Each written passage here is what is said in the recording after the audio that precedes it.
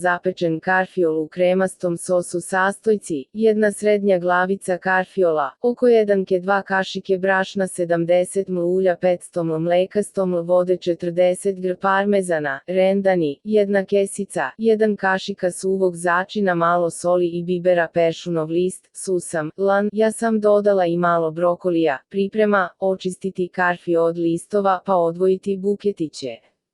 Staviti u lonac sa vodom i na vatru. Kada provri, kuvati 10 minuta i skloniti sa vatre. Procediti i ostaviti tako da odstoji dok pripremite sos. Uključiti rernu na 200 stepeni. Zagrejati ulje pa dodati brašno i malo ga propržiti stalno mešajući da dobije žućkastu boju.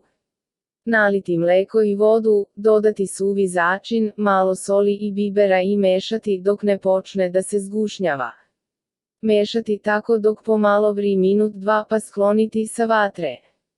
Dodati parmezan i peršun i još malo izmešati.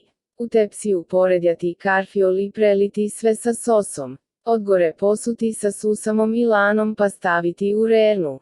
Peći dok malo od gore ne porumeni u zavisnosti kako volite.